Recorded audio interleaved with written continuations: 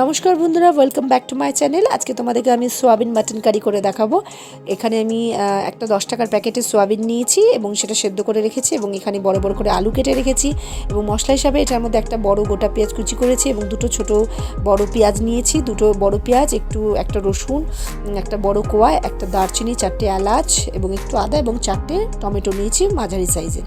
তো এগুলো সব কিছু পেস্ট করে নেব। এটার মধ্যে আমি কাঁচা পাকা একটু লঙ্কা দিয়ে দেবো 4টে, দিয়ে এটার একটা মিহি পেস্ট করে নেবে। এদিকে সোয়াবিনটাকে আমি সেদ্ধ করে জলে ধুয়ে পরিষ্কার করে রেখেছি, এবং এই সোয়াবিনটার মধ্যে প্রথমে এই কুচি পেঁয়াজগুলো দিয়ে দেবো, আর তারপরে যে মশলাটা বেটে রেখেছিলাম আমি, সেই মশলাটাও এটার উপরে দিয়ে দেবো।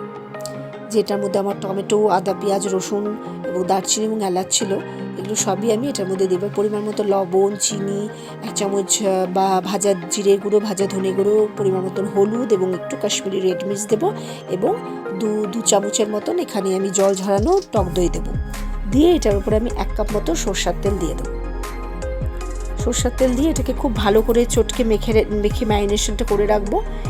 এইভাবে রান্নাটা তোমরা করে দেখবে, এটা কিন্তু একদম মাটন কারির মতন খেতে হয়। তো এবার আমি আলুগুলোকেও ভেজে নিয়েছি, লবণ হলুদ দিয়ে ভেজে নিয়েছি। এবার এই রান্নাটা হবে প্রেশার কুকারে আমি 2 চামচের মতন সরষের তেল দিয়েছি, এবং তার মধ্যে 3টে তেজপাতা দিয়ে দেবো। দিয়ে এবার ম্যারিনেট করা সোয়াবিনটা এটার মধ্যে আমি দিয়ে দেবো। প্রেশার কুকারে এই জন্য রান্নাটা হবে যেন একদম কষা খাসির মাংসের মতো লাগে, সেই আমেজটা আনার জন্য, এবং এটা হবেও খেতে ওরকম। এটাকে খুব ভালো করে আমি কষিয়ে নিয়েছি। এবার কষানোর পর এটার মধ্যে ভাজা আলু দিয়ে দিয়েছি, দিয়ে এটাকে খুব ভালো করে কষিয়ে নেবো। আবার কষানো হয়ে গেলে এটার মধ্যে বেশি না, ঠিক 1 কাপ মতন জলই দেবো, এবং 2টো সিটি দেবো। 2টো সিটি দিয়ে প্রেশার কুকারে ভাপে রেখে দেবে। ব্যাস তৈরি সোয়াবিন মাটন কারি।